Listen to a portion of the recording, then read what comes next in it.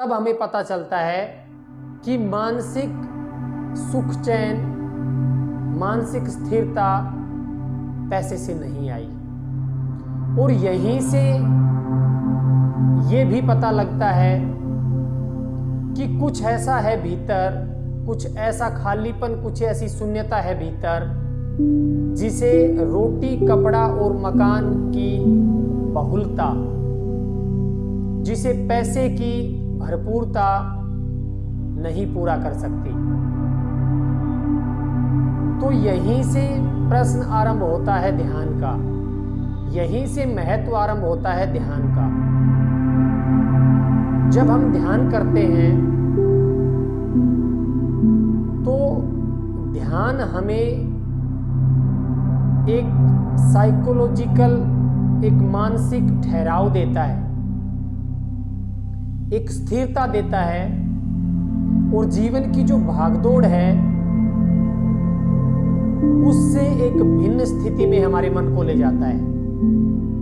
और फिर हम देख पाते हैं स्पष्टता से जीवन के हर तथ्य को कि पैसे का कहां और कितना महत्व है, रिश्तों का कहां और कितना महत्व है, खुद को जानने का कहां और कितना महत्व है, विचार का क्या महत्व है, इच्छाओं का क्या महत्व है, प्रसन्नता क्या है, प्रसन्नता के पीछे की दौड़ क्या है, आनंद क्या है, मेरे भीतर ये जो बेचैनी है, मेरे भीतर ये जो शून्यता है, ये क्या है। इन सब प्रश्नों को एक स्थिर चित्त ही देख पाता है। जो मन आजीविका, पैसे की ताकत, इन चीजों के पीछे भाग रहा है, वह इन मूलभूत प्रश्नों को नहीं देख पाता।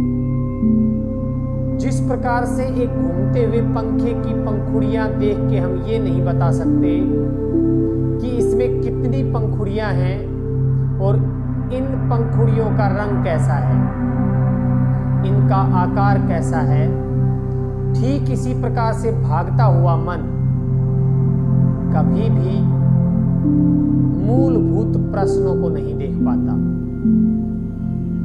और मूलभूत प्रश्नों को नहीं देख पाता, इसलिए कभी भी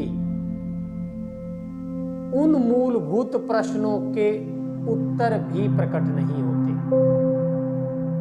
तो साथियों, यही कारण है कि ध्यान का जीवन में महत्व है, ताकि हम सीधे सीधे जीवन के मूलभूत प्रश्नों का सामना कर सकें। लेकिन मन बहुत ही चालाक है, यह सीधे प्रश्नों का सामना करना ही नहीं चाहता, यह सीधे समस्या का सामना करना ही नहीं चाहता, अपितु यह तो पलायन करता है, यह भागता है प्रसन्नता के पीछे, यह भागता है नशे के पीछे, यह भागता है ताकत के पीछे, यह भागता है सेक्स के पीछे, यह भागता है मंदिरों में, यह भागता है मदिरालयों में, शराब के पीछे, यह भागता है किसी ऐसे गुरु के पास जहां कोई मंत्र, कोई शब्द इसको ऐसा मिल जाए कि जीवन की सारी समस्याएं विलुप्त हो जाएं, छूमंतर हो जाएं। लेकिन ये समस्याओं को सीधा सामना नहीं करना चाहता, यह भागता रहता है। जब भी कोई समस्या इसको महसूस होती है, यह भागकर पलायन करके या तो नशा करने लगता है, या प्रसन्नता के पीछे भागने लगता है, या ताकत के पीछे भागने लगता है। यह कोई ना कोई ऐसा व्यसन ढूंढ लेता है जिसके पीछे भागकर यह अपनी समस्या को भूल सके। लेकिन ये चीजें भी उसकी समस्या का समाधान नहीं करती। मूलभूत प्रश्न तो वैसे ही बने रहते हैं जैसे पहले थे। तो ये मूलभूत प्रश्न जो है, इनका उत्तर ध्यान में है और इसलिए हमें ध्यान करना चाहिए।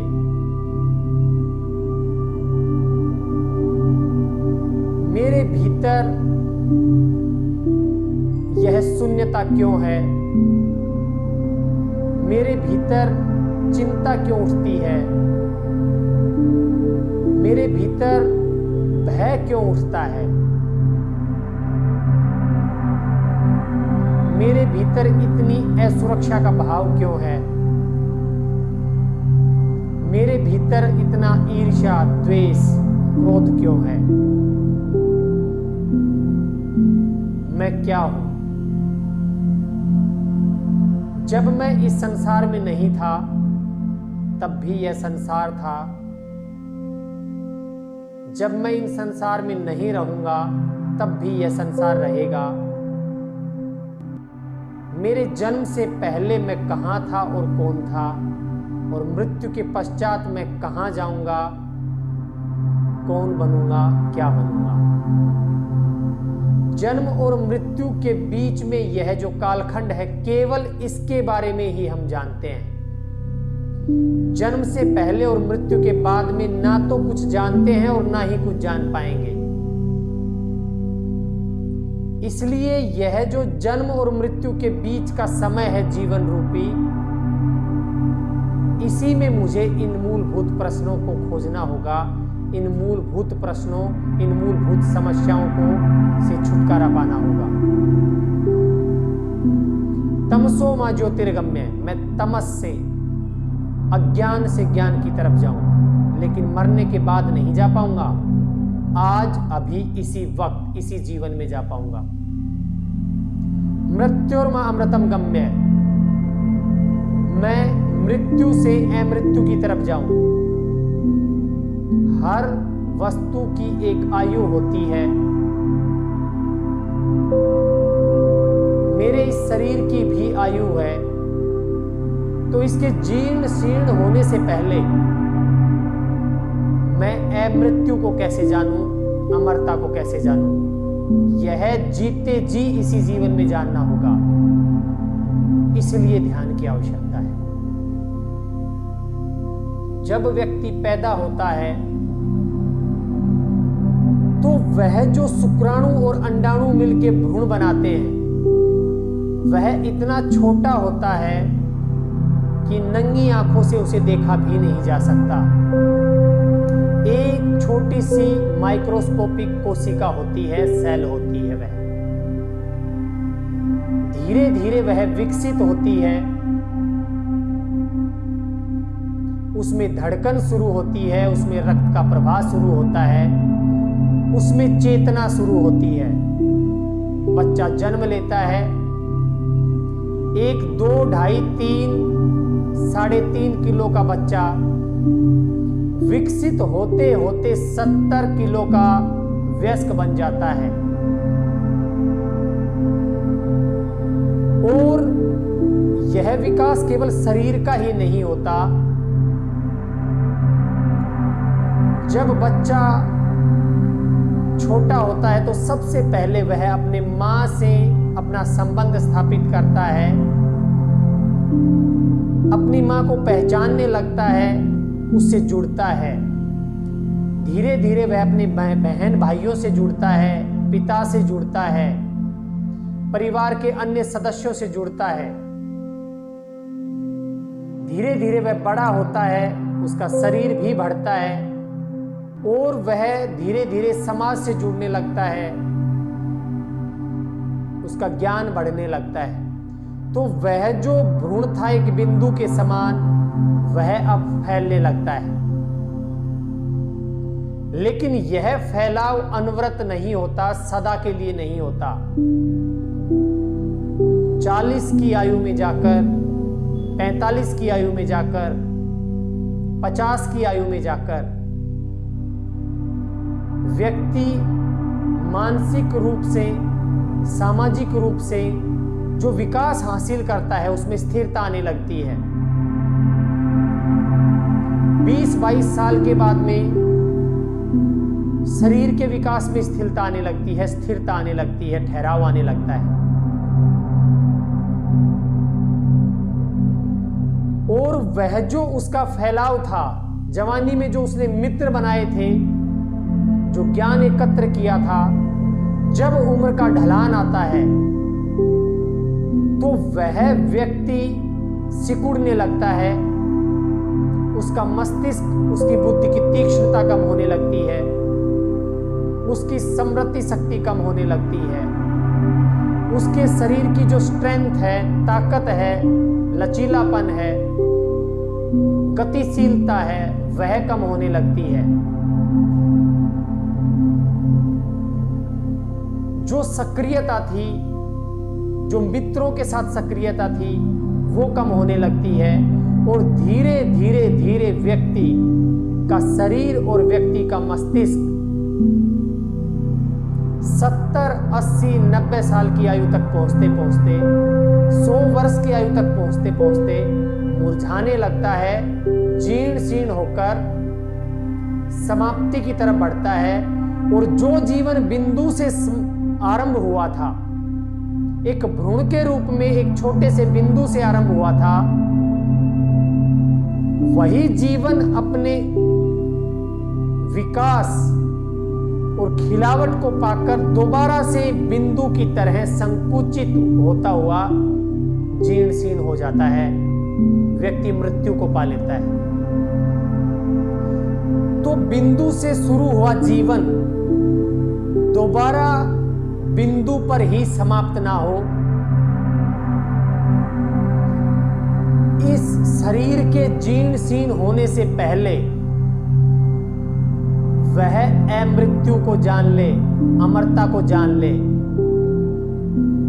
शिव तत्व से एकात्मकता को जान ले और सदा सदा के लिए विस्तार में समाहित हो जाए। इसलिए ध्यान आवश्यक है, इसलिए ध्यान की आवश्यकता है। ध्यान हमें शारीरिक स्वास्थ्य देता है, ध्यान हमें मानसिक स्वास्थ्य देता है, ध्यान हमें हमारी बुद्धि को तीक्ष्ण बनाता है, ध्यान हमें स्पष्टता देता है, ध्यान हमारे जीवन के अर्थों को खोलता है, ध्यान हमें शिव तत्व से एकात्म होने का अनुभव देता है, ध्यान हमें सदा सदा के लिए उस विस्तार की अनुभूति में समाने का अवसर देता है। इसलिए ध्यान आवश्यक है। अपने बच्चों को, अपने परिजनों को, सभी को बताएं कि ध्यान का अनुभव लें। जीवन में आप जिस भी फील्ड में आपका टैलेंट है, आपकी प्रतिभा है, उसमें विकास करें, उसमें अपना समय और ऊर्जा लगाएं। आजीविका जीवन के लिए जरूरी है, पैसा जीवन के लिए जरूरी है, रोटी कपड़ा और मकान जीवन के लिए जरूरी है। उन चीजों के लिए भी आप समय और ऊर्जा लगाएं, लेकिन साथ साथ में ध्यान को इग्नोर ना करें, ध्यान अवश्य करें। ध्यान के बिना आपका जीवन अपूर्ण है, अपूर्ण रहेगा और आप अपूर्ण ही मर जाएंगे। इसलिए ध्यान जरूरी है। आप चाहे जीवन में कितनी भी बड़ी उपलब्धि कर लें, पैसे के रूप में, नाम के रूप में, वह उपलब्धि एक दिन शून्य को प्राप्त हो जाएगी। आप एक दिन शून्य को प्राप्त हो जाओगे यदि आपने ध्यान नहीं किया तो। इसलिए ध्यान जरूरी है। तो साथियों, ध्यान करें, प्रतिदिन ध्यान करें। 10 से 15 मिनट का ध्यान शुरू करें। धीरे धीरे आपको अभ्यास हो जाएगा। अभ्यास से ध्यान में तो नहीं उतरा जा सकता, लेकिन ध्यान के लायक जो योग्यताएं होती हैं वो उर्वरा भूमि हमारा अभ्यास तैयार करता है और फिर सहज ही हम ध्यान में प्रवेश करने लगते हैं। तो साथियों, मिलते हैं कल के ध्यान पर। नमस्ते।